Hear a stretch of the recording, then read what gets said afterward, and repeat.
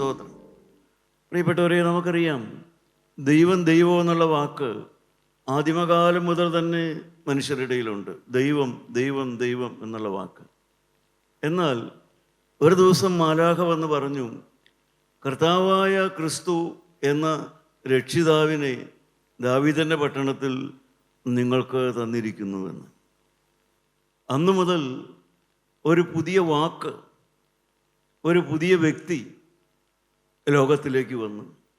രക്ഷിതാവ്, രക്ഷകൻ എന്നുള്ളതായ ഒരു വാക്ക് ആദ്യമായി ലോകത്തിൽ വന്നു.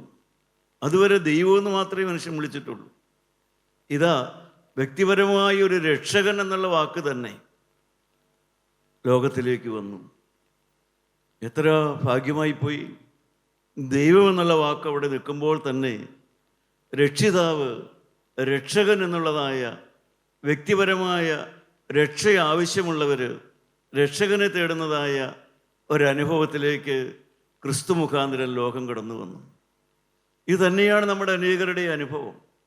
ദൈവം ദൈവം എന്നെല്ലാം നാം കേട്ടിട്ടുണ്ടെങ്കിലും കർത്താവായ യേശു ക്രിസ്തു എൻ്റെ രക്ഷകനാണ്, എൻ്റെ രക്ഷിതാവാണെന്നുള്ളതായ ഒരനുഭവത്തിലേക്ക് അനേകരും കടന്നു വന്നു. തുളയ്ക്കപ്പെട്ട കരം, ഇതൊക്കെ ഈ ആദ്യകാലത്തൊന്നും അല്ലെങ്കിൽ വേദപുസ്തകത്തിൻ്റെ പഴയ നിയമഭാഗങ്ങളൊന്നും വായിച്ചാൽ നമുക്ക് കാണാനോ കേൾക്കാനോ കഴിയുകയില്ല. തുളയ്ക്കപ്പെട്ട കരം. എന്നാൽ ഈ തലമുറയിൽ ജീവിക്കുന്ന നമുക്കറിയാം ആ കരത്തിൻ്റെ വില എന്തെന്നും ആ കരത്തിൻ്റെ ശക്തി എന്തെന്നും അതിൻ്റെ ഭദ്രത എന്തെന്നെല്ലാം ഈ കാലത്ത് ജീവിക്കുന്ന നാമെല്ലാം അത് പഠിച്ചു. പ്രിയപ്പെട്ടവരെ, അതുപോലെ നമുക്കറിയാം രക്തം രക്തം എന്നുള്ള വാക്ക് അത് പഴയകാലം മുതൽ തന്നെ ഉണ്ട്, കേൾക്കുന്നുണ്ട്. മനുഷ്യൻ്റെ രക്തമെന്നും മൃഗങ്ങളുടെ രക്തമെന്നും എല്ലാം വായിക്കുന്നുണ്ട്. എന്നാൽ നമുക്കറിയാം മനുഷ്യ രക്തത്തിൽ ശ്വേതാണുക്കളുണ്ട്, വൈറ്റ് കോർപ്പസിൽസ്. അതാണ് ബാക്ടീരിയയെ ഫൈറ്റ് ചെയ്യുന്നത്, ഇമ്മ്യൂണിറ്റി ഉണ്ടാകുന്നത് അങ്ങനെയാണ്. ഇതൊക്കെ കുറേ പുസ്തകങ്ങളൊക്കെ വായിച്ച് നമുക്കതിൽ അറിവൊക്കെയുണ്ട്. രോഗാണുക്കളെ നശിപ്പിക്കുന്ന ശ്വേതാണുക്കൾ രക്തത്തിലുണ്ട് എന്നെല്ലാം നാം കേട്ടിട്ടുണ്ട്. എന്നാൽ നാം ഇവിടെ വന്നപ്പോൾ കേട്ടത് അതുമാത്രമല്ല. കർത്താവായ യേശു ക്രിസ്തുവിൻ്റെ കാൽവരിയിൽ ചൊരിഞ്ഞതായ യേശുവിൻ്റെ നിഷ്കളങ്ക രക്തം, അതൊരു വിശ്വാസിയുടെ, ഒരു ബോണഗൈൻ എക്സ്പീരിയൻസ് ഉള്ള ഒരു രക്ഷിക്കപ്പെട്ടവൻ്റെ രക്തത്തിൽ ക്രിസ്തുവിൻ്റെ നിഷ്കളങ്ക രക്തം കലർന്നിട്ടുണ്ടെന്നും ആ രക്തം അവൻ്റെ ഹൃദയത്തിൽ, അവൻ്റെ രക്തത്തിൽ ഉള്ളതുകൊണ്ട് പാപമോചനം, പാപത്തോടുള്ളതായ വെറുപ്പ് വിശ്വാസിയുടെ ഹൃദയത്തിലേക്ക് ഉണ്ടാകുമെന്നെല്ലാം നാം ഇവിടെ വന്നപ്പോൾ അറിഞ്ഞു. പ്രിയപ്പെട്ടവരെ, എത്ര ശ്രേഷ്ഠമായ രംഗത്താണ് നാം വന്നിരിക്കുന്നത്. അപ്പോസ്തല പ്രവൃത്തികളുടെ പുസ്തകം 2-ാം അധ്യായത്തിൻ്റെ 22-ാമത്തെ വാക്യം, അവിടെ പത്രോസ് അപ്പോസ്തലൻ എഴുന്നേറ്റൊരു കാര്യം പറഞ്ഞു.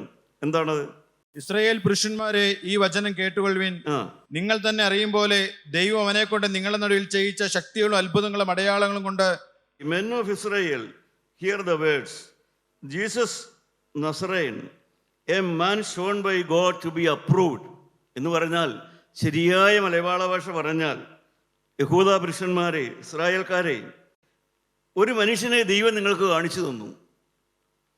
അവൻ എന്തെല്ലാം ചെയ്യുമെന്ന് നിങ്ങൾക്ക് കാണിച്ചു തന്നു. ഇനി നിങ്ങൾക്ക് അവനെ വേണോ വേണ്ടയോ എന്ന് നിങ്ങൾ തീരുമാനിക്കുക. ദൈവം ഒരു മനുഷ്യനെ നിങ്ങൾക്ക് കാണിച്ചു തന്നു. അവൻ എന്തെല്ലാം കഴിയുമെന്നും അവൻ്റെ പ്രവൃത്തി കൊണ്ട് അവൻ കാണിച്ചു തന്നു. ഇനി നിങ്ങൾക്ക് അവനെ വേണയോ വേണ്ടയോ എന്ന് നിങ്ങൾ തീരുമാനിക്കുക. പ്രിയപ്പെട്ടവരെ, അത് തന്നെയാണ് നമ്മുടെ മുമ്പിലുള്ളത്. അവൻ എന്ത് കഴിയുമെന്ന്. ഞാൻ പുനരുത്ഥാനവും ജീവനുമാകുന്നു, ഞാൻ വാതിലാകുന്നു, ഞാൻ വെളിച്ചമാകുന്നു, ഞാൻ ആടുകളുടെ ഇടയനാകുന്നു, എന്നിൽ കൂടി അല്ലാതെ ആരും പിതാവിൻ്റെ അടുക്കൽ എത്തുകയില്ല. പ്രിയപ്പെട്ടവർ, ഇതെല്ലാം ദൈവം നമ്മളെ കാണിച്ചു തന്നു. കാനാവിലെ വീഞ്ഞുണ്ടാക്കി, കർത്താവായ യേശു രോഗികളെ സൗഖ്യമാക്കി, എല്ലാം കാണിച്ചു തന്നുകൊണ്ട് പിതാവായ ദൈവം ഒരുവനെ നമ്മുടെ മുമ്പിലേക്ക് കൊണ്ടുവന്നു. അതാണെന്ന് പത്രോസ് പറഞ്ഞത്. ഇനി അവനെ വേണോ വേണ്ടയോ നിങ്ങൾ തീരുമാനിക്കുക. ദൈവം ഒരുവനെ നിങ്ങളുടെ മുമ്പിലേക്ക് കൊണ്ടുവന്നു. അവനെ വേണോ വേണ്ടയോ നിങ്ങൾ തീരുമാനിക്കുക. നമുക്ക് ആ വാക്യങ്ങൾ തുടർന്ന് വായിച്ചാൽ കാണാം. അവനെ പിതാവായ ദൈവം അന്നത്തെ മഹാപുരോഹിതനായ കയ്യാഫാവിൻ്റെ അടുക്കൽ കൊണ്ടുവന്നു. നിനക്ക് വേണോ? സാക്ഷാൽ സ്വർഗത്തിൻ്റെ വാതിലാകുന്ന ഇവനെ നിനക്ക് വേണോ?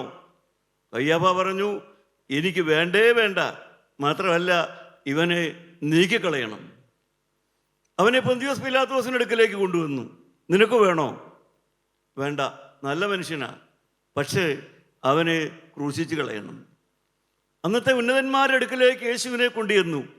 എല്ലാവരും പറഞ്ഞു, അവനെ വേണ്ട, അവനെ വേണ്ട. എന്നാൽ മഗ്ദലന മറിയാമിൻ്റെ അടുക്കലേക്ക് അവനെ കൊണ്ടുവന്നു. അഥവാ അവൻ്റെ മുമ്പിൽ മഗ്ദലന മറിയാം വന്ന് വിട്ടു. അവൾ പറഞ്ഞു, എനിക്കിവനെ വേണം, എനിക്കിവനെ വേണം, എനിക്കിവനെ വേണം. പ്രിയപ്പെട്ടവരെ, അങ്ങനെ അന്ന് വളരെ ചുരുക്കം പേര്, കുറച്ച് പേര്, കുറേ പാവപ്പെട്ട മനുഷ്യർ അവനെ വേണമെന്ന് പറഞ്ഞു. ബഹുഭൂരിപക്ഷം പേരും അവനെ വേണ്ട എന്ന് പറഞ്ഞു. ഞാൻ എളിമയോടെ ചോദിക്കട്ടെ, നിങ്ങൾക്ക് അവനെ വേണോ? നിങ്ങൾക്ക് ഈ നസ്രായനായ യേശുവിനെ വേണോ? നിങ്ങൾക്കവനെ വേണമോ പ്രിയപ്പെട്ടവരെ? അത് വേണമോ വേണ്ടയോ നിങ്ങളാണ് തീരുമാനിക്കേണ്ടത്. അതാണ് പത്രോസ് പറഞ്ഞത്. നസ്രായനായ യേശു എന്നൊരു പുരുഷനെ ദൈവം നിങ്ങൾക്ക് വേണ്ടി എഴുന്നേൽപ്പിച്ചു. നിങ്ങൾക്ക് വേണോ വേണ്ടയോ നിങ്ങൾ തീരുമാനിച്ചോ? അവർ തള്ളിക്കളഞ്ഞു. എങ്കിലും അവനെ ദൈവം ഉയർത്തെഴുന്നേൽപ്പിച്ചു. ദൈവമക്കളെ, ഉയർത്തെഴുന്നേറ്റവനായ ഒരു ക്രിസ്തു, അവൻ്റെ മുമ്പിലാണ് നാം അത് നിൽക്കുന്നത്. നാം ആണ് തീരുമാനിക്കേണ്ടത് അവനെ വേണയോ വേണ്ടയോ എന്ന്. ദൈവത്തിന് സ്തോത്രം. ആവശ്യക്കാരവനെ സ്വീകരിച്ചു, ആവശ്യക്കാരവനെ സാക്ഷിച്ചു, ആവശ്യക്കാരവൻ്റെ നാമത്തിൽ എഴുന്നേറ്റു. ദൈവമക്കളെ, ഈ ശക്തിയാണ് ഇന്നും വ്യാപരിക്കുന്നത്. ആ പരിശുദ്ധാത്മാവ് കടന്നു വന്നപ്പോൾ യെശയ്യാ പ്രവാചകൻ എന്താണ് പറഞ്ഞത്? അതാണ് യെശയ്യാവിൻ്റെ പുസ്തകം 6-ാം അധ്യായത്തിൻ്റെ 5-ഉം 6-ഉം വാക്യം നമുക്ക് വായിച്ചു നോക്കാം. യെശയ്യാ പ്രവാചകന്റെ പുസ്തകം 6-ാം അധ്യായം 5-ാമത്തെ വാക്യവും 6-ാമത്തെ വാക്യവും വായിക്കാം. അപ്പോൾ എനിക്ക് അയ്യോ കഷ്ടം, ഞാൻ നശിച്ചു, ഞാൻ ശുദ്ധിയില്ലാത്ത അധരങ്ങളുള്ള ഒരു മനുഷ്യൻ, ശുദ്ധിയില്ലാത്ത അധരങ്ങളുള്ള ജനത്തിന് നടുവിൽ വസിക്കുന്നു. എന്റെ കണ്ണ് സൈന്യങ്ങൾ യഹോവയെ രാജാവിനെ കണ്ടുവല്ലോ എന്ന് പറഞ്ഞു. ദൈവത്തിന് സ്തോത്രം. പ്രിയപ്പെട്ടവരെ, യെശയ്യാ പ്രവാചകൻ ആദ്യമായിട്ട് തന്നെയാണ് തന്നെക്കുറിച്ച് തന്നെ ഒരു റിയലൈസേഷൻ, തന്നെക്കുറിച്ച് തന്നെയുള്ളതായ ഒരു ബോധം അവന് വരികയാണ്. അവിടെയാണ് ആത്മീയം ആരംഭിക്കുന്നത്. വാസ്തവത്തിൽ അവനവനെ കുറിച്ച് തന്നെയുള്ളതായ ഒരു ബോധം. എന്താണ് യെശയ്യാ പ്രവാചകൻ പറഞ്ഞത്? തന്നെക്കുറിച്ച് തന്നെ പറഞ്ഞത്, തനിക്ക് ഏതെങ്കിലും ഒരു രോഗമുണ്ടെന്നുള്ള കാര്യമല്ല പറഞ്ഞത്, തനിക്ക് ഏതെങ്കിലും നഷ്ടം എന്നുള്ള കഷ്ടതയുണ്ടെന്നല്ല പറഞ്ഞത്, ഏതെങ്കിലും കഷ്ടമോ നഷ്ടമോ വേദനയോ ഏതെങ്കിലും ദുരിതമുണ്ടെന്നുള്ള കാര്യമല്ല പറഞ്ഞത്, എന്തെങ്കിലും ഒരു പ്രശ്നമുണ്ടെന്നുള്ള കാര്യമല്ല പറഞ്ഞത്. എന്താ യെശയ്യാ പ്രവാചകൻ പറഞ്ഞത്? എനിക്ക് പാപമുണ്ട്, എനിക്ക് പാപമുണ്ട്, എനിക്ക് അശുദ്ധിയുണ്ട്, എൻ്റെ നാവ് ശുദ്ധമല്ല, എനിക്ക് പാപമുണ്ട്. അതാണ് പറയുന്നത്. ദൈവമക്കളെ, അവിടെയാണ് പ്രവാചകൻ, അന്നുവരെയും തനിക്ക് പാപമുണ്ട് എന്ന് പറയാത്ത പ്രവാചകൻ ആദ്യമായി എഴുന്നേറ്റ് നിന്നുകൊണ്ട് തനിക്ക് പാപമുണ്ട് എന്ന് പറയാൻ തുടങ്ങി. സഹോദരങ്ങളെ, അവിടെയാണ് ആത്മീയ ജീവിതത്തിൻ്റെ യാഥാർത്ഥ്യം ആരംഭിക്കുന്നത്. പാപത്തോട് പോരാടുന്നതായ, എന്ന് വെച്ചാൽ പഴയ മനുഷ്യനെ അവൻ്റെ പ്രവൃത്തികളോടുകൂടെ ഉരിഞ്ഞു കളഞ്ഞ് പരിജ്ഞാനത്തിനായി പുതുക്കം പ്രാപിക്കുന്ന പുതിയ മനുഷ്യനെ ധരിക്കുന്നതായ ആ യഥാർത്ഥമായ മാനസാന്തരത്തിൻ്റെ അനുഭവത്തിലേക്ക് പ്രവാചകൻ കടന്നു വന്നു. ദൈവമക്കളെ, നിങ്ങൾ കടന്നു വന്നിട്ടുണ്ടോ? ഞാനും ഒരു പരിധിവരെ കടന്നു വന്നിട്ടുണ്ട്. പാപബോധം ഉണ്ടായിട്ടുണ്ട്. ഇവിടെ വന്നിട്ട് ഞാനൊരു പാപിയാണെന്ന് പറഞ്ഞിട്ടുണ്ട്. എനിക്ക് ഇന്ന തരത്തിലുള്ള പാപങ്ങളുണ്ടെന്ന് പറഞ്ഞിട്ടുണ്ട്. ഇതാ പ്രവാചകൻ എഴുന്നേറ്റ് എന്ന് പറയുകയാണ്, എനിക്ക് അശുദ്ധിയുണ്ട്, എൻ്റെ നാവ് ശുദ്ധമല്ല. വ്യക്തമായിട്ട് തൻ്റെ പാപത്തെക്കുറിച്ചുള്ളതായ പ്രബോധനം, സത്യമായൊരു സാക്ഷിയോടെ പറയുകയാണ്. ദൈവമക്കളെ, ആ സാക്ഷ്യമാണ് തീയെന്ന് പറയുന്നത്. ആ സാക്ഷ്യത്തിൽ തീയുണ്ടായിരുന്നു. പ്രവാചകന്റെ ആ സാക്ഷ്യത്തിൽ ആത്മാവിൻ്റെ തീയുണ്ടായിരുന്നു. അതുകൊണ്ട് തന്നെ ഈ യാഗപീഠത്തിലെ തീ പ്രവാചകന്റെ അധരത്തെ തൊട്ടു എന്ന് നാം വായിക്കുന്നു. യഥാർത്ഥത്തിൽ പ്രവാചകന്റെ ഹൃദയത്തെ തന്നെ തൊട്ടു. ഹൃദയം ശുദ്ധമായി, അതുവഴി നാവും വിശുദ്ധമായി. നാവ് മാത്രമായിട്ട് വിശുദ്ധമാകില്ല, ഹൃദയം നിറഞ്ഞു കവിഞ്ഞേ വായിൽ വാക്ക് വരികയുള്ളൂ. ഒരു മനുഷ്യൻ്റെയും നാവ് തന്നെയായിട്ട് പരിശുദ്ധമാകില്ല, വാക്ക് തന്നെയായിട്ട് നന്നാവില്ല കേട്ടോ. അത് വാസ്തവത്തിൽ ഡിപ്ലോമാറ്റിക്കാണ്. എന്ന് വെച്ചാൽ ചക്രവാക്കും മുഖസ്തുതിയും പറഞ്ഞ് നല്ല വാക്ക് പറയാൻ പറ്റും. പക്ഷേ ശുദ്ധമുള്ള വാക്കും ശുദ്ധമുള്ള നാവെന്ന് പറയുന്നത് ശുദ്ധമുള്ള ഹൃദയത്തിൽ നിന്ന് മാത്രമേ വരികയുള്ളൂ. അവിടെ ഇതാ എന്താണ് ശുദ്ധി വന്നത്? എൻ്റെ നാവ് അശുദ്ധമാണ് എന്ന് പ്രവാചകൻ പറയാനായിട്ട് തുടങ്ങി. ദൈവത്തിന് സ്തോത്രം. പ്രിയപ്പെട്ടവരെ, മാത്രമല്ല പ്രവാചകൻ പറഞ്ഞു, എനിക്കും അശുദ്ധിയാണ്, പിന്നെ ഞാൻ ശുദ്ധിയില്ലാത്ത അധരങ്ങളുള്ള ജനത്തിൻ്റെ നടുവിലാണ് പാർക്കുന്നത് തന്നെ. ഞാനതിങ്ങനെ ധ്യാനിക്കുക. പ്രവാചകൻ പറയുക, എനിക്ക് ശുദ്ധിയില്ല. എൻ്റെ വീട്ടിലുള്ളവരോട് സംസാരിക്കാൻ തുടങ്ങിയാൽ എൻ്റെ നാവിൻ്റെ അശുദ്ധി കൂടും, അവർക്കും അശുദ്ധി വരും. കാരണം ഞാൻ അശുദ്ധിയുള്ളവരുടെ നടുവിലാണ് നിൽക്കുന്നത്. എൻ്റെ വീട്ടിലുള്ളവരും ഞാനും കൂടെ സംസാരിക്കാൻ തുടങ്ങിയാൽ സംസാരം വഴിതെറ്റും. സംസാരത്തിൽ സ്നേഹം പോകും, ആത്മീയം പോകും, മറിച്ച് പകരം അരുതാത്തത് കടന്നു വരാൻ തുടങ്ങും. അല്ല, ഞാൻ ആത്മീയമായി നിൽക്കുന്ന ദേവാലയം തന്നെ, അഥവാ ആത്മീയ രംഗത്തോട് ബന്ധപ്പെട്ട് നിൽക്കുന്ന, എൻ്റെ ആത്മീയ രംഗത്തോട് ബന്ധപ്പെട്ട് നിൽക്കുന്നവരോട് ഞാൻ സംസാരിക്കാൻ തുടങ്ങിയാൽ എൻ്റെ നാവിൽ കൂടുതൽ അശുദ്ധി വരികയുള്ളൂ. അപ്പോൾ എൻ്റെ നാവിൽ അശുദ്ധിയുണ്ട്. എൻ്റെ വീട്ടിലുള്ളവരുമായി ഞാൻ സംസാരിക്കാൻ തുടങ്ങിയാൽ സംസാരം കൂടുതൽ ദോഷമാകുകയുള്ളൂ. എൻ്റെ കൂട്ടായ്മയിലുള്ളവരുമായി സംസാരിക്കാൻ തുടങ്ങിയാൽ എൻ്റെ നാവിന് കൂടുതൽ കൂടുതൽ ദോഷം വരികയുള്ളൂ. ഈ സത്യമാണ് പ്രവാചകൻ വിളിച്ചു പറഞ്ഞത്. സഹോദരങ്ങളെ, നിങ്ങളൊന്ന് ആലോചിച്ച് നോക്കൂ. നിങ്ങൾ നിങ്ങളുടെ വീട്ടിലുള്ളവരുമായി സംസാരിച്ചാൽ നിങ്ങളുടെ നാവിന് ശുദ്ധി വരുവോ അശുദ്ധി കൂടുവോ? നിങ്ങളുടെ നാവിന് സാക്ഷ്യം വർദ്ധിക്കുവോ സാക്ഷ്യക്കുറവ് വരുവോ? നിങ്ങൾ നിങ്ങളുടെ ഭവനത്തിലുള്ളവരുമായി, ഭാര്യയുമായി, ഭർത്താവുമായി, മാതാപിതാക്കളുമായി എല്ലാം സംസാരിക്കാൻ തുടങ്ങിയാൽ നിങ്ങളുടെ നാവിന് കൂടുതൽ കേടുവരുമോ, അതോ നിങ്ങളുടെ നാവിന് കൂടുതൽ വിശുദ്ധി ഉണ്ടാകുമോ, കൂടുതൽ ദൈവം നിങ്ങളുടെ നാവിനെക്കുറിച്ച് സന്തോഷിക്കാനിട വരുമോ? ദൈവത്തിന് സ്തോത്രം. പ്രവാചകൻ പറയുകയാണ്, ഞാൻ ശുദ്ധിയില്ലാത്ത അധരങ്ങളുള്ള മനുഷ്യൻ. എൻ്റെ വീടിൻ്റെ അവസ്ഥ ഇത് തന്നെയാണ്. എൻ്റെ ഭവനത്തിലെ സംസാരം എങ്ങനെയാണ്? ഞാൻ ആത്മീയ രംഗത്ത് പ്രവർത്തിക്കുന്നു, അവിടെയും ഞാൻ ചെന്ന് സംസാരിക്കാൻ തുടങ്ങിയാൽ കൂടുതൽ ദോഷമേ വരികയുള്ളൂ എന്ന്. പ്രിയപ്പെട്ടവരെ, അതാണ് ശരിയായ സുബോധം എന്ന് പറയുന്നത്. പ്രവാചകൻ ആ ബോധമുള്ളവനായി തീർന്നു. സദൃശവാക്യം നാം വായിക്കുമ്പോൾ അറിയാം. സദൃശവാക്യം 21-ാം അധ്യായം 23-24 വാക്യം വായിച്ചു നോക്കാം. സദൃശവാക്യം 21-ാം അധ്യായം 23-24 വാക്യം. വായും നാവും സൂക്ഷിക്കുന്നവൻ തന്റെ പ്രാണനെ കഷ്ടങ്ങളിൽ നിന്ന് സൂക്ഷിക്കുന്നു. വായും നാവും സൂക്ഷിക്കുന്നവൻ തൻ്റെ ആത്മാവിനെ നരകത്തിൽ പോകാതെ സൂക്ഷിക്കും. വായും നാവും സൂക്ഷിക്കുന്നവൻ തൻ്റെ ആത്മാവിനെ നരകത്തിൽ പോകാതെ സൂക്ഷിക്കും. അടുത്ത വാക്യം എന്താ? നിഗളവും ഗർവവുമുള്ളവന് പരിഹാസി എന്ന് പേർ. പരിഹാസി എന്ന് പേര്. നിഗളവും ഗർവവുമുള്ളവൻ ഗർവമുള്ളവന് പരിഹാസി എന്ന് പേര്. അഥവാ പ്രവാചകൻ പറഞ്ഞ വാക്കിൻ്റെ അർത്ഥത, പ്രവാചകൻ എന്നാണ് ഞാൻ എന്നെ വിളിച്ചത്, പക്ഷേ ഞാൻ യഥാർത്ഥത്തിൽ എന്നെ തന്നെ മഹത്വപ്പെടുത്തിക്കൊണ്ടുള്ളതായ ഒരു പരിഹാസിയുടെ അനുഭവമേ എനിക്കുള്ളൂ എന്ന്. പ്രിയപ്പെട്ട ദൈവമക്കളെ, ഞാൻ എളിമയോടെ പറയട്ടെ, പഴയകാലത്തെ ഗുരുക്കന്മാർ, ഗുരുശ്രേഷ്ഠന്മാർ പറയും, അറിയാതെയാണെങ്കിലും അസത്യമോ കുശുമ്പോ പറയാതിരിക്കാൻ പ്രായമാകുമ്പോൾ അധികം സംസാരിക്കരുതെന്ന് പറയും. പ്രായമാകുമ്പോൾ അധികം സംസാരിക്കരുത്. കാരണം അറിയാതെയാണെങ്കിലും അസത്യമോ കുശുമ്പോ വന്നു പോകുമെന്ന്. മഹർഷിമാർ അങ്ങനെ അധികം സംസാരിക്കില്ല. കാരണം അറിയാതെയാണെങ്കിലും നാവിൽ അരുതാത്തത് വന്നു പോകുമോ എന്ന് പേടിച്ച്.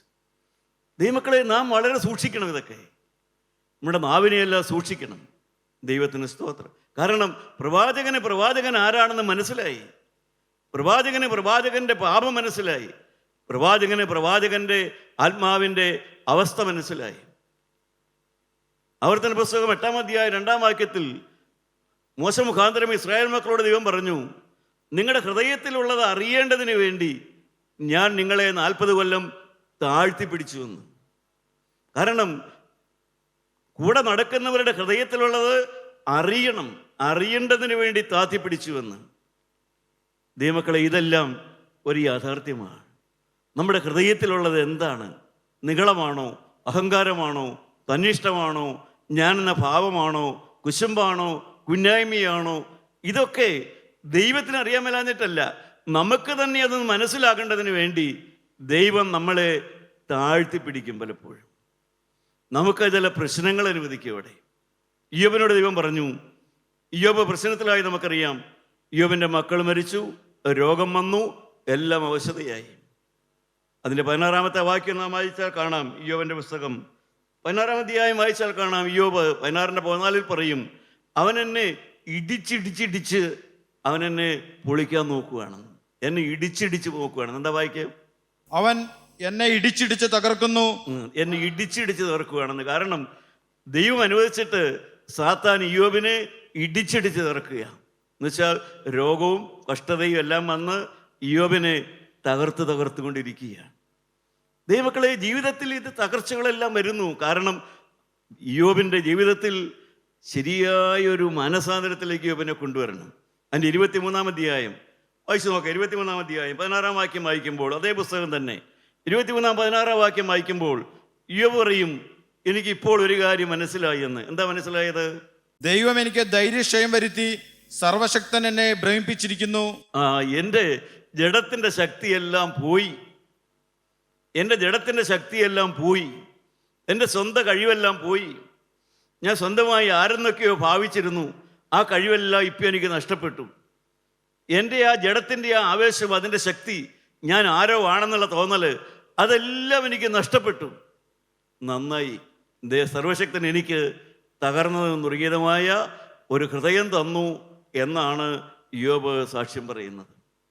അതാണ് ഇയ്യോബ് സാക്ഷ്യം പറയുന്നത്. ഇപ്പോൾ ദൈവം എനിക്ക് തകർന്നതായ ഒരു ഹൃദയം തന്നു. 42-ാം അധ്യായത്തിലേക്ക് വരുമ്പോൾ അതിൻ്റെ 5-ാം വാക്യം വായിക്കുമ്പോൾ കൃത്യമായിട്ട് ഇയ്യോബ് പറയുന്നുണ്ട്, എന്താണ് കിട്ടിയത്? ഞാൻ നിന്നെക്കുറിച്ച് ഒരു കേൾവി മാത്രമേ കേട്ടിരുന്നുള്ളൂ, ഇപ്പോഴോ എൻ്റെ കണ്ണാൽ നിന്നെ കാണുന്നു.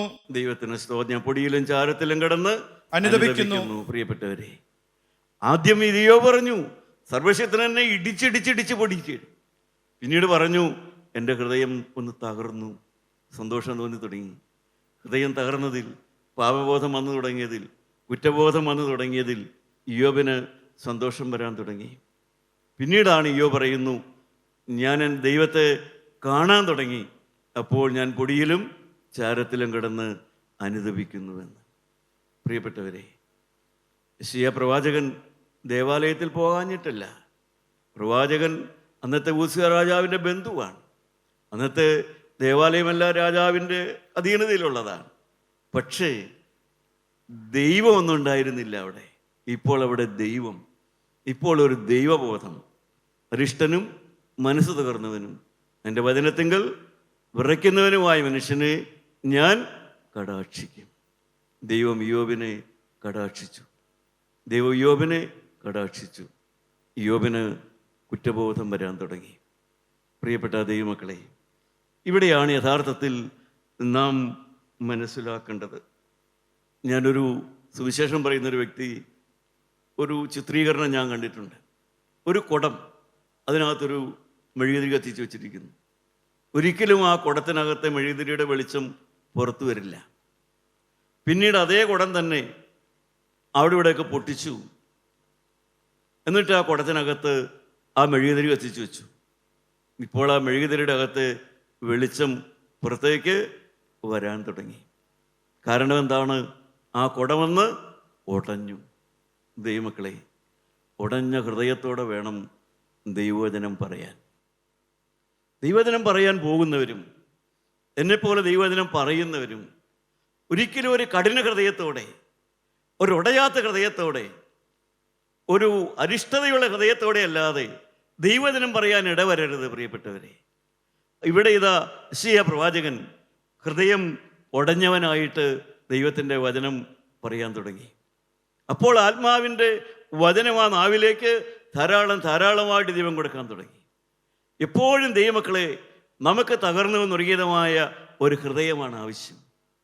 ആ ഹൃദയമില്ലാതെ നാം എത്ര നാൾ മുമ്പോട്ട് പോയാലും ജീവിതത്തിൽ കഷ്ടവും നഷ്ടവും മാത്രമേ വരികയുള്ളൂ. ആ അനുഭവം വ്യത്യാസപ്പെടണമെങ്കിൽ ആളത്ത് വന്നുടയണം, സ്വയം ഒന്നുടയണം. അത് വചനത്താൽ ഉടഞ്ഞു കിട്ടുമെങ്കിൽ നല്ലത്. അല്ലെങ്കിലും ജീവനുള്ള ദൈവം അത് പ്രവാചകനെ ഉടച്ചതുപോലെ പ്രവാചകൻ ആത്മാവിൽ തന്നെ ഉടഞ്ഞു, കുറ്റബോധം വന്ന് ഉടഞ്ഞു. അതുടയാതെ വരുമ്പോഴാണ് ദൈവം കണ്ട മക്കളെ ദൈവം ബാലശിക്ഷയിലൂടെ ഉടയ്ക്കും. ഇയ്യോബ് തന്നെ പറയുന്നുണ്ട് 21-ാം അധ്യായം 14-ാമത്തെ വാക്യത്തിൽ, ഇപ്പോൾ എനിക്ക് മനസ്സിലായി ദൈവം ഉദ്ദേശിച്ച കാര്യം, എൻ്റെ ആത്മാവിനെ രക്ഷിക്കാൻ ദൈവം ഉദ്ദേശിച്ചു, അതിപ്പോൾ അത് സാധ്യമാണ്, എൻ്റെ ഈ തകർച്ചയിലൂടെ എനിക്ക് മനസ്സിലായി വന്നു എന്ന് ഇയ്യോബ് പറയുന്നുണ്ട്. പ്രിയപ്പെട്ട ദൈവമക്കളെ, പ്രവാചകനായ യെശയ്യാവിന് പിന്നെയും ഉണ്ടായ അനുഭവം. അതിൻ്റെ 6-ഉം 7-ഉം വാക്യം എന്താണ്? അപ്പോൾ സാറാഫുകൾ ഒരുത്തൻ യാഗപീഠത്തിൽ നിന്ന് കൊടിൽ കൊണ്ട് ഒരു തീക്കണലെടുത്ത് കയ്യിൽ പിടിച്ചുകൊണ്ട് എൻ്റെ അടുക്കൽ പറന്നു വന്നു. അത് എൻ്റെ വായ്ക്ക് തൊടുവിച്ചു. ഇതാ, ഇത് നിന്റെ അധരങ്ങളെ തൊട്ടതിനാൽ നിന്റെ അകൃത്യം നീങ്ങി, നിന്റെ പാപത്തിന് പരിഹാരം വന്നിരിക്കുന്നു എന്ന് പറഞ്ഞു. ദൈവത്തിന് സ്തോത്രം. പ്രിയപ്പെട്ടവരെ, പ്രവാചകൻ യെശയ്യാ പ്രവാചകൻ ഒരു വിശ്വാസിയായിരുന്നു. കാരണം കുറ്റബോധം വന്നു, പാപബോധം വന്നു. അയ്യോ, അവിടെ നിരാശയല്ല വന്നത്. കുറ്റബോധവും പാപബോധവും വരുമ്പോൾ നിരാശയല്ല വന്നത്. ദൈവം അവൻ്റെ പാപമോചനത്തിന് വേണ്ടിയത് അവിടെ ക്രമീകരിച്ചിട്ടുണ്ടായിരുന്നു. ദൈവമക്കളെ, എവിടെയും ദൈവം കണ്ട മക്കൾക്ക് കുറ്റബോധം വന്നാൽ അതിനുള്ള പരിഹാര വഴി ദൈവം ക്രമീകരിച്ചിട്ടുണ്ട്. ദൈവം അതിനുള്ള പരിഹാര വഴി ക്രമീകരിച്ചിട്ടുണ്ട്. പുതിയ നിയമത്തിലേക്ക് വരുന്ന നമുക്ക് അത് അല്പം പോലും ശങ്കയില്ലാത്ത കാര്യമല്ല, അല്പം പോലും സംശയമില്ലാത്ത കാര്യമാണ്. നിങ്ങളുടെ പാപങ്ങളെ നിങ്ങൾ ഏറ്റുപറയുന്നുവെങ്കിൽ അവൻ നമ്മോട് പാപങ്ങളെ ക്ഷമിച്ച് സകല നീതിയും പോക്കുവാൻ തക്കവണ്ണം വിശ്വസ്തനും നീതിമാനുമാണ്. ദൈവമക്കളെ, കുറ്റബോധത്തോടെ പോവുകയല്ല ചെയ്തത്, കുറ്റബോധത്തോടെ നിരാശനാകുകയല്ല ചെയ്തത്. പാപം ക്ഷമിച്ചു കിട്ടിയെന്നുള്ള ആ ഉറപ്പ് പ്രാപിച്ചു. രക്തപാതക ഭാരം ചുമക്കുന്നവൻ കുഴിയിലേക്ക് ബന്ധപ്പെടുന്നു എന്ന് സദൃശവാക്യത്തിൽ നാം വായിക്കുന്നു. അവനെ ആരും തടയരുത്. കാരണം കുറ്റബോധമുണ്ട്, പാപബോധമുണ്ട്. അത് ഏറ്റുപറയാതെ മുന്നോട്ട് പോവുകയാണ്, അത് ഏറ്റുപറയാതെ മുന്നോട്ട് പോവുകയാണ്, നിരാശയോടെ മുന്നോട്ട് പോവുകയാണ്. അങ്ങനെയുള്ളവന് ഒരിക്കലും ഒരു സമാധാനത്തിലേക്ക് കടന്നു വരാൻ കഴിയുകയില്ല. സദൃശവാക്യത്തിൽ തന്നെ പിന്നെയും പറയും, 21-ാം അധ്യായം 8-ാം വാക്യത്തിൽ പറയും, അകൃത്യഭാരം ചുമക്കുന്ന മനുഷ്യൻ, അകൃത്യഭാരം ചുമക്കുന്ന മനുഷ്യൻ്റെ വഴി വളഞ്ഞതായിരിക്കുമെന്ന്. ദൈവമക്കളെ, ഒരിക്കലും അകൃത്യഭാരം നാം ചുമന്നുകൊണ്ട് നടക്കാനിട വരരുത്. അകൃത്യഭാരം, പാപഭാരം, പാപത്തെക്കുറിച്ചുള്ളതാ കുറ്റബോധം നാം ചുമന്നുകൊണ്ട് നടക്കാനിട വരരുത്. കുറ്റബോധത്തോടുകൂടെ വിവാഹം കഴിക്കാനിട വരരുത്. എനിക്ക് ഇന്ന തെറ്റുണ്ട്, എനിക്ക് ഇന്ന പാപമുണ്ട്, ഞാൻ ഇന്ന അനീതി ചെയ്തിട്ടുണ്ട്, ഇന്ന അന്യായം ചെയ്തിട്ടുണ്ട്, അതെനിക്ക് ക്ഷമിച്ച് കിട്ടിയിട്ടില്ല, അത് തുറന്നു കിട്ടിയിട്ടില്ല എന്നുള്ളതായ കുറ്റബോധത്തോടെ വിവാഹം കഴിക്കാൻ ഇടവരരുത്. കാരണം അത് നിങ്ങളുടെ വിവാഹ ജീവിതത്തിൻ്റെ സന്തോഷം കെടുത്തും, അതിൻ്റെ സമാധാനം കെടുത്തും. അതുകൊണ്ടാണ് വിവാഹത്തിന് മുമ്പെല്ലാം പരിശുദ്ധ കുമ്പസാരം നടത്തണമെന്നെല്ലാം സഭ പറയും. കുമ്പസാരത്തിൻ്റെ കാര്യമല്ല ഞാൻ പറയുന്നത്. നിങ്ങൾ വിവാഹത്തിന് മുമ്പെല്ലാം നിങ്ങളുടെ ആ കഴിഞ്ഞകാല പാപത്തിൻ്റെ അതെല്ലാം ക്ഷമിച്ച് ക്ഷമ പ്രാപിച്ചിരിക്കണം. കുറ്റബോധമുള്ളവൻ്റെ വഴി അകൃത്യമാണ്, വളഞ്ഞതായിരിക്കും എപ്പോഴും. നിങ്ങളങ്ങനെ വളഞ്ഞ് കുറ്റബോധത്തോടെ നടക്കേണ്ടവരല്ല. നമുക്ക് വേണ്ടി കർത്താവായ യേശുക്രിസ്തു കാൽവരിയിൽ മരിച്ചിട്ടുണ്ട്. നമുക്ക് പാപബോധമുണ്ട്, അത് സന്തോഷമാണ്. ദൈവത്തിന് സ്തോത്രം. നിങ്ങൾ എബ്രായ ലേഖനം വായിച്ച് നോക്കുമ്പോൾ, അതിൻ്റെ 9-ാം അധ്യായം വായിക്കുമ്പോൾ, 11-ഉം 12-ഉം വാക്യം വായിക്കുമ്പോൾ നമുക്ക് കാണാം ദൈവം നമുക്ക് വേണ്ടി പുതിയതോ ഒന്ന് ചെയ്തിട്ടുണ്ട്. എബ്രായ ലേഖനം 9-ാം അധ്യായം 11-ഉം 12-ഉം വാക്യം, ക്രിസ്തുവോ വരുവാനുള്ള നന്മകളെ മഹാപുരോഹിതനായി വന്നിട്ട് കൈപ്പണിയില്ലാത്തതായി എന്ന് വെച്ചാൽ ഈ സൃഷ്ടിയിൽ ഉൾപ്പെടാത്തതായി വലിപ്പവും തെകുവുമേറിയ ഒരു കൂടാരത്തിൽ കൂടി ആട്ടുകൊറ്റന്മാരെയും പശുക്കിടാക്കളുടെ രക്തത്താലല്ല, സ്വന്തം രക്തത്താൽ തന്നെ ഒരിക്കലായിട്ട് വിശുദ്ധ മന്ദിരത്തിൽ പ്രവേശിച്ച് എന്നേക്കുമുള്ളൊരു വീണ്ടെടുപ്പ് സാധിപ്പിച്ചു. ദൈവത്തിന് സ്തോത്രം. പഴയ നിയമകാലത്ത് സമാഗമന കൂടാരം, ലേവ്യ പുസ്തകം 16 പറയും, അശുദ്ധിയുടെ നടുവിലുള്ള കൂടാരം. സമാഗമന കൂടാരത്തിന് മോശ കൊടുത്ത പേരാണ് അശുദ്ധിയുടെ നടുവിലുള്ള വിശുദ്ധിയുടെ കൂടാരം. ആ കൂടാരത്തെ ശുദ്ധീകരിക്കാനായിട്ട് ആദ്യം പുരോഹിതൻ, മഹാപുരോഹിതൻ്റെ പാപത്തിന് പരിഹാരമായിട്ട് കാളയെ അറുത്ത് അതിൻ്റെ രക്തം 7 പ്രാവശ്യം ആ സമാഗമന കൂടാരത്തിലെ സിംഹാസനത്തിൽ, ദൈവിക സിംഹാസനമെന്ന അവിടെ തെളിക്കണം. അതിനുശേഷം ജനത്തിൻ്റെ പാപത്തിന് വേണ്ടിയിട്ട് ആട്ടിൻകൊറ്റനെ അറുത്ത് അതിൻ്റെ രക്തവും 7 പ്രാവശ്യം അവിടെ തെളിക്കണം. അങ്ങനെ അശുദ്ധിയുടെ നടുവിലുള്ള ആ സിംഹാസനം വിശുദ്ധമാകണമെന്ന്. എന്നാൽ നമുക്കിതാ പുതിയൊരു പ്രമാണം, നമുക്കിതാ പുതിയൊരു വഴി. കാൽവരിയിൽ പുതിയൊരു വഴി തുറന്നു. ദൈവമക്കളെ, 2000 കൊല്ലം മുമ്പ് കർത്താവായ യേശു കാൽവരിയിൽ മരിച്ചപ്പോൾ പുതിയൊരു വഴി തുറന്നു. ആട്ടുകൊറ്റന്മാരുടെ രക്തമല്ല, കാളകളുടെ രക്തത്താലുമുള്ളതായ അശുദ്ധി മാറ്റാൻ ആ രക്തത്തിന് പകരമായിട്ട് നമുക്ക് വേണ്ടി കർത്താവായ യേശു ക്രിസ്തു കാൽവരിയിൽ മരിച്ചു. അവൻ്റെ രക്തം, ദൈവത്തിന് സ്തോത്രം. ആ രക്തമാണ് ഇന്ന് നമ്മളെ ഭരിക്കുന്നത്. ആ രക്തമാണ് നമ്മളോട് സംസാരിക്കുന്നത്. ആ രക്തമാണ് നമ്മളെ കഴുകുന്നത്. കുഞ്ഞാടിൻ്റെ രക്തത്തിലാണ് അവർ അങ്കി അലക്കി വെടിപ്പാക്കുന്നത്. ആ രക്തത്തിൻ്റെ ശക്തിയാണ് ഇപ്പോൾ നിങ്ങളുടെ മുകളിലേക്ക് വരുന്നത്. ആ രക്തത്തിൻ്റെ ഗുണമാണ് ഇപ്പോൾ നിങ്ങൾ അനുഭവിക്കുന്നത്. ആ രക്തമാണ് നിങ്ങളെ മുദ്രയിടുന്നത്. ആ രക്തമാണ് നിങ്ങളെ ബലപ്പെടുത്തുന്നത്. ആ കാൽവരിയിലെ രക്തമാണ് എന്നെ ബലപ്പെടുത്തുന്നത്. ആ കാൽവരിയിലെ രക്തമാണ് എൻ്റെ നാവിന് ശക്തി തരുന്നത്. ആ കാൽവരിയിലെ രക്തമാണ് എനിക്ക് വചനം പറയാൻ കൃപ തരുന്നത്. ആ രക്തമാണ് നിങ്ങളെ കഴുകുന്നത്. ആ രക്തം വിലയേറിയതാണ് എൻ്റെ പ്രിയപ്പെട്ടവരെ. അബ്രഹാം പിതാവും ദാവീദും അവരെല്ലാം കണ്ടതായ ആ പഴയ നിയമത്തിലെ ആ സിംഹാസനം അല്ല ഇപ്പോൾ നാം കാണുന്നതായ ആ പുതിയ സ്വർഗം, ആ പുതിയ സ്വർഗീയ സിംഹാസനം. ആ പുതിയ സ്വർഗത്തിലെ പിതാവാൻ ദൈവം ഇരിക്കുന്നതായ ആ സ്വർഗീയ സിംഹാസനത്തിലേക്ക് നിങ്ങളൊക്കെ നോക്കാവോ? കണ്ണുകൾ അടച്ചിട്ട് നോക്കാവോ?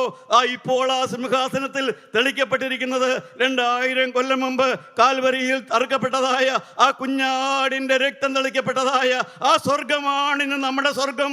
ആ സ്വർഗീയ പിതാവാണ് ഇന്ന് നമ്മളോട് പാപം ക്ഷമിക്കുന്ന പിതാവ്. അവൻ പാപം ക്ഷമിക്കുന്നവനാണ്. കാരണം നമുക്ക് വേണ്ടി കാൽവരിയിൽ അറുക്കപ്പെട്ടിട്ടുണ്ട്. അവൻ എന്നേക്കുമുള്ളതായി വീണ്ടെടുപ്പ് സാധിപ്പിച്ചു. പ്രിയ ദൈവവേദലേ, നിനക്ക് സ്വർഗരാജ്യത്തിൽ പോകാം, നിനക്ക് സമാധാനത്തിൽ ജീവിക്കാം, നിനക്ക് പാപമോചനമുണ്ട്. അവൻ നിനക്ക് വേണ്ടി സാധിപ്പിച്ചിട്ടുണ്ട്. അവൻ്റെ രക്തം ഗുണകരമായിട്ട് ആ സിംഹാസനത്തിൽ ഒഴുക്കിയിട്ടുണ്ട്. ആ സിംഹാസനത്തിന് മുമ്പിലാണ് നിങ്ങളും ഞാനും വന്നു നിൽക്കുന്നത്. ആ രക്തത്തെ നിങ്ങൾക്ക് മഹത്വപ്പെടുത്താൻ താല്പര്യമുണ്ടോ? ആ രക്തത്തിൻ്റെ ഉടയവനെ നിങ്ങൾക്ക് സ്വീകരിക്കാൻ താല്പര്യമുണ്ടോ? ആ രക്തത്തിൻ്റെ ഉടമസ്ഥനെ നിങ്ങൾക്ക് വിളിക്കാൻ താല്പര്യമുണ്ടോ? ആ രക്തത്തോട് നിങ്ങൾക്ക് ഉടമ്പടി പറയാൻ താല്പര്യമുണ്ടോ? എങ്കിൽ ഇതാ സ്വർഗീയ പിതാവിൻ്റെ മുമ്പിൽ ആ രക്തം തെളിക്കപ്പെട്ടിരിക്കുന്നു. എനിക്ക് നിങ്ങൾക്കും വേണ്ടി ആ രക്തം തെളിക്കപ്പെട്ടിരിക്കുന്നു. ആ രക്തത്തോട് നമുക്ക് വാക്ക് പറയാം. എനിക്ക് വേണ്ടി ചിന്തിയ പുണ്യാഹ രക്തമേ, നിനക്ക് സ്തോത്രം. എനിക്ക് വേണ്ടി കാൽവരിയിൽ ചൊരിഞ്ഞതായ യേശുവിന്റെ നിഷ്കളങ്ക രക്തമേ, നിനക്ക് സ്തോത്രം. എൻ്റെ പാപത്തിന് പരിഹാരമായി ചൊരിഞ്ഞതായ യേശുവിന്റെ പുണ്യാഹ രക്തമേ, നിനക്ക് സ്തോത്രം. രക്തത്താൽ കഴുകട്ടെ, രക്തത്താൽ ശുദ്ധീകരിക്കട്ടെ, രക്തത്താൽ സൗഖ്യം വരട്ടെ, രക്തത്താൽ പുതുബലം ധരിക്കട്ടെ, രക്തത്താൽ ദൈവം നിങ്ങളെ മക്കളാക്കി മുദ്രയിടട്ടെ, രക്തത്താൽ നിങ്ങൾക്ക് വീണ്ടെടുപ്പ് കിട്ടട്ടെ, രക്തത്താൽ നിങ്ങളുടെ പേര് സ്വർഗത്തിൽ എഴുതപ്പെട്ടിരിക്കുകയാണ്. പ്രിയപ്പെട്ടവരെ, ആ യെശയ്യാ പ്രവാചകൻ കുറ്റബോധമില്ലാത്തവനായിട്ടാണ് ദേവാലയത്തിൽ നിന്ന് ഇറങ്ങി വന്നത്. കാരണം പാപം ക്ഷമിച്ചു. നിങ്ങളും ഈ ശുശ്രൂഷ കഴിഞ്ഞ് എഴുന്നേൽക്കുമ്പോൾ പാപമോചനം കിട്ടിയവരായി, കുഞ്ഞാടിൻ്റെ രക്തത്തിൽ കഴുകൽ പ്രാപിച്ചവരായി നമുക്ക് മുമ്പോട്ട് പോകാൻ കൃപ തരട്ടെ. ദൈവം സഹായിക്കട്ടെ. ദൈവം വഴി നടത്തട്ടെ. യേശു മൂലം പ്രാർത്ഥിക്കുന്നു. കൃപയോടെ കേട്ട് ഉത്തരം തരുമാറാകണമേ.